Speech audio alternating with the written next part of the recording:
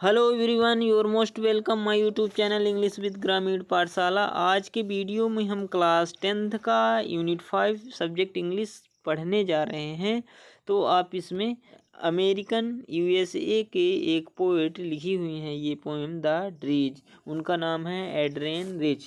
ये Adrian rich, इस poem को पढ़ने से पहले थोड़ा सा इन एड्रियन रिच के बारे में जान लेते हैं कि एड्रियन रिच का जन्म हुआ था 1929 में और बाल्टमोर विलेज था उनका, यूएसए में इनका जन्म हुआ था। एड्रियन रिच थी फेमिनिस्ट राइटर थी, जैसे कि सरोजनी नायडू हो गए, वर्जीनिया वुल्फ हो गए और बहुत सारी जो हैं तो पोएटिस थे। तो उसके उन लोगों की तरह ये भी अपना फेमिनिस्ट राइटिंग करती थी। इन्होंने क्या करती थी कि औरतों को, महिलाओं के जो इनर कॉन्फ्लिक्ट रहता था उनको उजागर करने के लिए ये पोएम लिखा करती थी उस मॉडर्न एज में। ठीक है, तो इस पोएम में हम देख रहे हैं, जैसे अभी देख पा रहे हैं कि इनका टाइटल ये दिए हैं, ये लेसन क्लास 10 का यूनिट 5 का द ट्री। तो इस ट्री का मतलब पेड़ों से नहीं है, यहाँ इसका मतलब सिम्बोलिक है, एलेगोरिकल है। ट्री का मतलब यहाँ कुछ दूसरा ही है। तो हम इसको पहले थोड़ा सरफेस मीनिंग बताएंगे, लिटरल मीनिंग बताएंगे, इसके बाद से फिर सिम्बोलिक मीनिंग में चलेंगे। तो पहले इसका टाइटल फर्स्ट स्टैंजा में हम देख लेते हैं क्या लिखा हुआ है, इसके बाद फिर समझेंगे। The trees inside are moving out into the forest. The forest that was empty all these days, where no bird could sit, no insect hide, no sun bury its feet in shadow. The forest that was empty all these nights will be full of trees by morning. तो इसका पहले हम क्या कर देते हैं कि literal meaning जान लेते हैं, इसके बाद सिंबॉलिक मीनिंग जानते हैं ट्री का क्या है। The trees inside are moving out into the forest. जो पेड़ अभी तक कहाँ हैं, अभी छोटे छोटे विलेजों में हैं। यहाँ ये क्या करती हैं कि एड्रियन रिच ने फोकस करती हैं, ये पोएटिस फोकस करती हैं किनकी, महिलाओं के ऊपर। ठीक है, तो अब कैसे हम करेंगे, ये फेमिनिस्ट राइटर कैसी हैं, इसको पढ़ने के बाद पता चलता है। ठीक है, the trees inside are moving out into the forest. पेड़ क्या कर रहे हैं कि अंदरूनी भागों से, मतलब कि गांव से, जैसे जहाँ फॉरेस्ट नहीं था वहाँ के पेड़ क्या करते हैं कि मूव कर रहे हैं इनटू द फॉरेस्ट। यहाँ पास हमारा फिगर ऑफ स्पीच पर्सोनिफिकेशन का यूज किया जाता है, जिसमें नॉन लिविंग थिंग में थिंग का जान डालने के लिए किया गया है। तो क्या कर रहे हैं कि the trees moving on the forest, the forest that was empty all these days. जो फॉरेस्ट, जो जंगल अभी तक खाली पड़ा हुआ था, वहाँ कोई नहीं था पेड़। Where no bird could sit, जहाँ जिस पेड़ पर पहले, या जहाँ जो फॉरेस्ट पर अभी तक कोई चिड़िया नहीं बैठे थे। नो इंसेक्ट हाइड, कोई कीड़े नहीं छुपे हुए थे। No sun bury its feets in shadow, और कोई सूर्य का प्रकाश वहाँ छाया नहीं किया था। The forest that was empty all these nights, जो जिस फॉरेस्ट में अभी तक का पूरे नाइट्स में खाली पड़ा रहता था। Will be full of trees by morning, ऐसा लग रहा है कि वहाँ क्या होंगे कि अब आने वाले समय में पेड़ भर जाएंगे, सुबह होने के दौरान वहाँ पास पेड़ भर जाएंगे। तो ये तो हुआ लिटरल मीनिंग यहाँ पास। अब इसका क्या करते हैं, एलिगोरिक सिंबॉलिक मीनिंग क्या होगा। एड्रियन रिच बताती हैं कि ये ट्री हमारा हो गया वुमेन से यहाँ एलिगोरिज्म निकालते हैं। ठीक है, ये एलिगोरिकल मीनिंग निकालते हैं। द ट्रीज इनसाइड, जो महिलाएं अभी घर में अभी क्या किए हैं कि जकड़े हुए हैं घर में अंदरूनी भागों में। ठीक है, घर के में कामकाज में बिजी हैं। ठीक है, उनके लिए लिखती हैं। तो ट्री का मतलब यहाँ सिंबॉलिक मीनिंग हुआ women are moving out into the forest. Forest मतलब हुआ कि बाहरी दुनिया, आउटवर्ड ऑफ द संसार। ठीक है, संसार में ये पेड़ क्या हो कर रही हैं कि ये वुमेन अब संसार की ओर जा रही हैं। The forest that was empty all these days, मतलब कि जो संसार अभी तक क्या था, खाली था, इन औरतों से, इन महिलाओं से खाली पड़ा हुआ था। जहाँ नो बर्ड कुड सीट, जहाँ पहले कुछ भी नहीं होता था, वहाँ अब ये महिलाएं जा रही हैं। अब अपना यहाँ वहाँ बाहर की दुनिया में जलवा दिखाएंगे। बाहर की दुनिया में फॉरेस्ट यहाँ आउटवर्ड से सिंबॉलिक है। ठीक है, तो वहाँ महिलाएं जाएंगी और वहाँ अपना प्रकाशमान वो करेंगे, वितरित करेंगे। तो यहाँ का सिंबॉलिक मीनिंग क्या था, की महिलाएं जाएंगी और वहाँ अपना जान बिखेरेंगी और अर्जित करेंगी, अपने राइट्स को जानेंगी, अधिकार को जानेंगी और अच्छे से हर एक चीज़ से परिचित होंगी। चलिए, तो फर्स्ट स्टेंजा ख़त्म हुआ। अब सेकंड स्टेंजा की ओर चलते हैं। All night the roots work to disengage themselves from the cracks in the veranda floor. The leaves strain toward the glass, small twigs stiff with exertion, long cramped works sloughing under the roof like newly discharged patient, half dazed, moving to the clonic doors.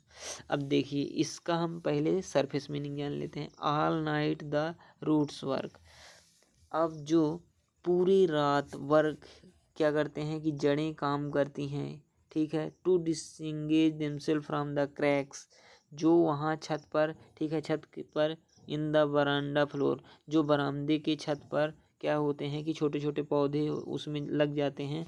तो वो पौधे के जड़ क्या करते हैं कि पूरी रात काम करते हैं उनसे अलग होने के लिए, उस बरामदा से अलग होने के लिए, जाने के लिए वो पूरे पेड़ अपना रात भर काम करते हैं, ठीक है। रूट्स वर्क, रूट मतलब वहाँ की जड़ काम करते हैं।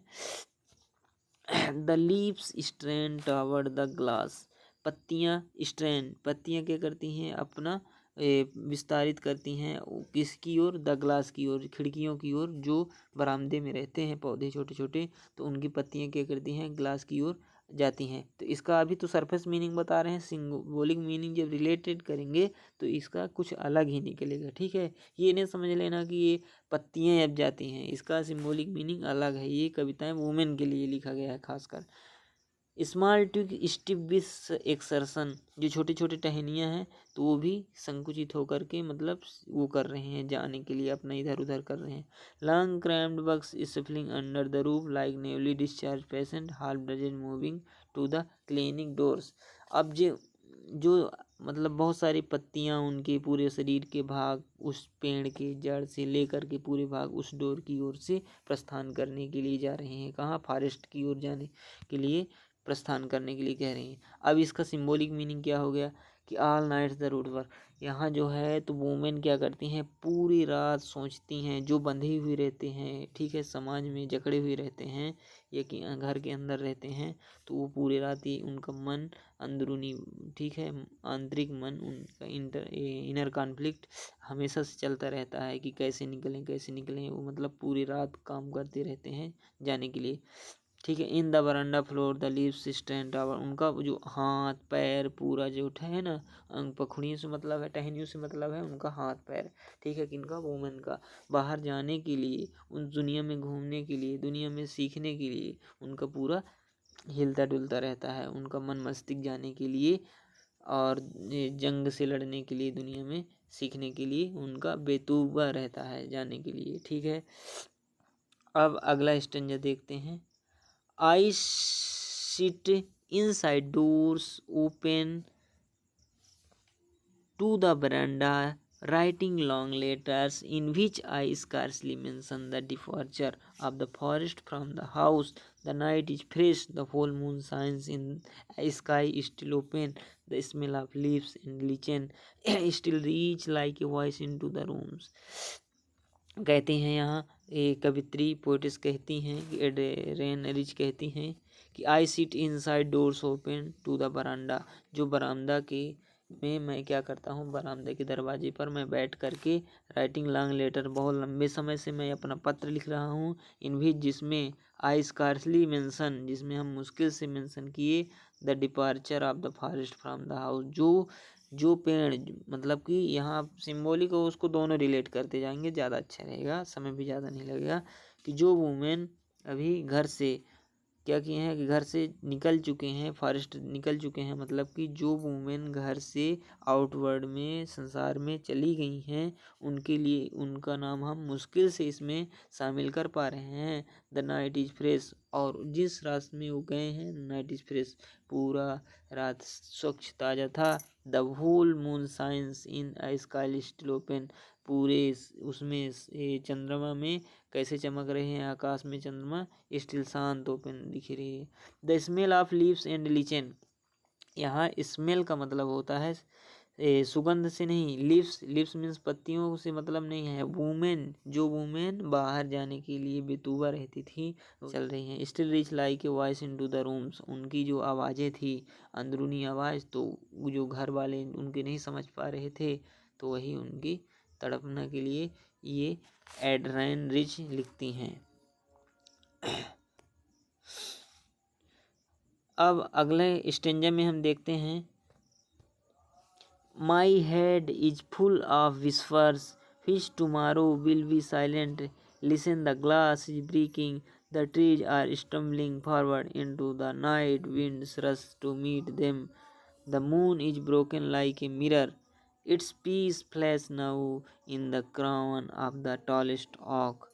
My head, यहाँ पास पोइटिस कहती हैं कि माई हेड, हमारा सिर क्या है कि फुल ऑफ विस्पर, मतलब कि फुल जो है तो सोच से फुसफुसाना, विस्पर मीन्स फुसफुसाना, लेकिन मेरा सोच है, मेरा दिमाग है, सोच से भरा हुआ है। विच टुमारो विल बी साइलेंट, जो कि कल क्या हो जाएगा, शांत हो जाएगा। यहाँ पोइटिस कहती हैं listen the glass is breaking, सुनो, द ग्लास इज ब्रेकिंग मतलब कि ग्लास टूट रहा है। The trees are stumbling forward, मतलब कि पेड़ जो है तो स्टम्बलिंग कर रहे हैं, जा रहे हैं। इनटू द नाइट, पूरे रातों रात खाली हुए जा रहा है। Winds rush to meet them, उनको हवाएं अपने साथ सभी को ले जा रही हैं। The moon is broken like a mirror, और चंद्रमा कैसी हो गई है, ऐसा दर्पण में टूटी हुई है, मतलब कि ब्रोकन हो गई है। It's pieces flash now in the crown of the tallest ऑक, इसमें क्या हो गया कि जिस प्रकार से एक लंबा टाल ओक का पेड़ लंबा होता है, तो ऊपर वो क्या होता है कि टूटे हुए जैसे दिखता है चंद्रमा में, उसी प्रकार से यहाँ की वुमेन जो हैं तो अभी निकल चुकी हैं, तो ये पूरे रातों रात सब खाली हो जाएगा।